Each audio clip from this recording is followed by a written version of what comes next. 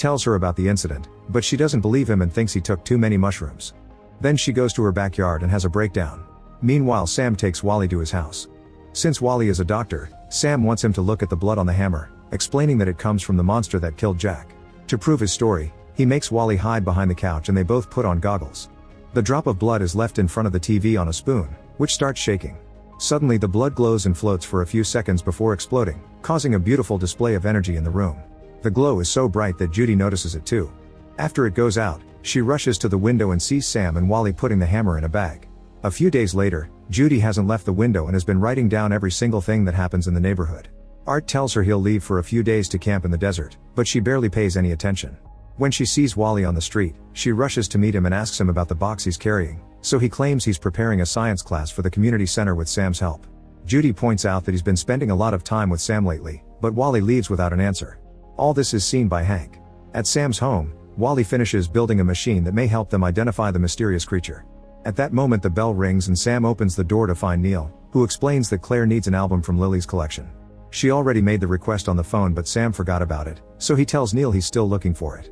Sam quickly tries to kick him out, and now Neil thinks he doesn't like him. He gives him a book on grief and reminds him he needs to be there for his daughter too. When Sam goes back inside, Wally finishes the test and confirms that the blood doesn't belong to any being on Earth. This test has used all the blood they had, so they need more for another experiment. The only place to find more is Jack's body, which they need to access before it's cremated tonight. In the evening, Wally and Sam leave together, which is seen by Judy. Using a YouTube video, the men pick the lock to break into the funeral home. Sam stares at a wreath in shock because it's showing Lily's name, but snaps out of it when they hear a noise. Suddenly Judy attacks them with pepper spray, but it's so old that it has no effect. She accuses them of being involved in Jack's death and threatens to pull the fire alarm. Sam tells her that Jack was murdered and the proof is in the body, so she agrees to look with them for the sake of justice. Then they get Jack's body and Wally does a full autopsy. The only unusual thing he finds is puncture wounds in the back of Jack's throat that lead to his brain. The men tell Judy about the monster and she freaks out because she spent the night in Jack's house, so maybe she could have been affected too. This makes Sam worry since the monster was also at his house. Wally checks their mouths and notices they both have the same marks, which means the monster is feeding on everyone. At the same time Renee receives an alert from the surveillance cameras at the community center, so she calls Paz and they agree to meet there. Soon Renee manages to sneak inside the center and hears something breaking, so she investigates the storage room and finds quartz on the floor.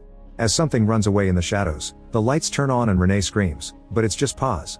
Then they go to Renee's house and watch the footage, but they see the things falling without anyone pushing them. They spend the night drinking and chatting, and end up getting naughty. They don't see Hank show up in the storage room. He scans the broken things and notices some unusual marks. At that moment he gets a call informing him that a dog walker saw movement inside the funeral home. Soon Sam's group hears the car and makes a plan. When Hank comes in he finds Sam, who says he came to say goodbye to Jack. Hank arrests him while Judy and Wally stay hidden in a coffin. While Sam is taken away, he sees Lily watching him in disappointment. At Renee's house, the monster sneaks in and inserts its hand into Renee's mouth. Meanwhile in the desert, Art hears a noise and follows it to find an old mine with a shaking door. When he reaches for it he cuts his hand, but he still goes inside. At the end of the tunnel, he finds a beautiful tree.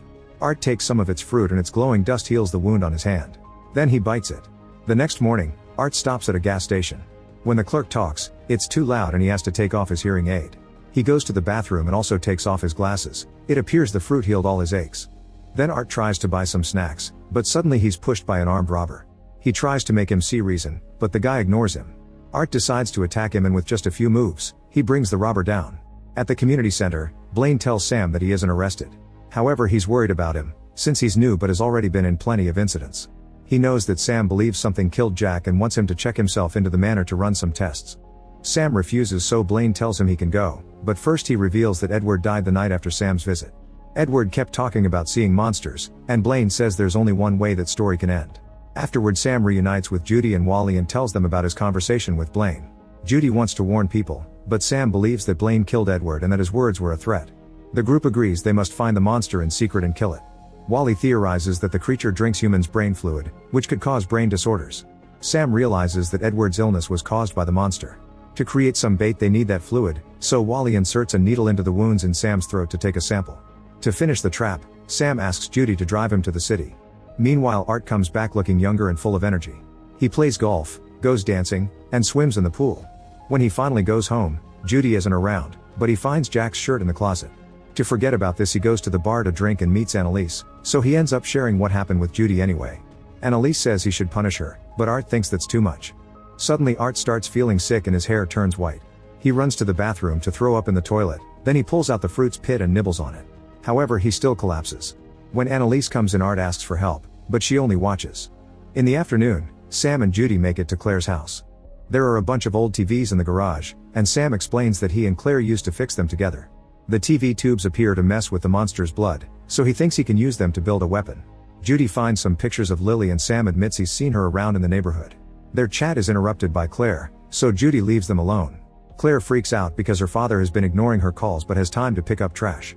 When she asks for an explanation, he says he can't give her one, so Claire announces they're done. Judy and Sam go back to the burrows, where Wally has finished preparing a mannequin for their plan. A humidifier will distribute the brain fluid through the mannequin, so the monster will attack it thinking it's a human. Sam has brought some magnets that will redirect the particles from the TV into a beam. Judy is skeptical and leaves to get her gun. In the meantime, Renee gets another alert, so she checks the cameras and sees Hank in the storage room. She takes a picture of his face and searches it on the internet, only to find a curious article. Apparently Hank used to be called Milton and was a prison warden who died in an accident in 1975. The article mentions that Milton had a son, so Renee goes to see him. The man shows her some old pictures and explains that he hated his dad. The inmates used to call him Mr. Smile because he never smiled unless he was hurting someone. In one of the old pictures, Renee is shocked to see Hank and Blaine looking exactly the same. At the community center, Paz looks inside Hank's office and finds a box with quartz. He then sees Blaine leaving the basement, so he heads there to investigate. Behind a mysterious door, Paz hears Hank talk on the phone about a missing kid and someone named Scar stealing stuff. At that moment Paz's phone rings, so he runs to hide and turn it off. Hank hears the noise and comes out, but he doesn't see Paz and goes upstairs. Then Paz checks behind the mysterious door and is shocked by what he sees, only for Hank to knock him out with a taser. That night, Sam's team gets the trap ready. Their plan is interrupted by a noise, which should be impossible because Judy sealed the whole house. While Judy goes to investigate, Sam turns on the interconnected TVs. Unfortunately, it messes with the breaker and the power goes out, but Sam grabs his battery backup. At that moment Wally sees the monster on top of the closet, so Sam tells him to turn on the TVs. The battery doesn't work and the creature almost attacks. Luckily Judy arrives to shoot it just in time. The monster runs away and the group follows its blood trail to the kitchen, where they discover a hidden tunnel in the oven.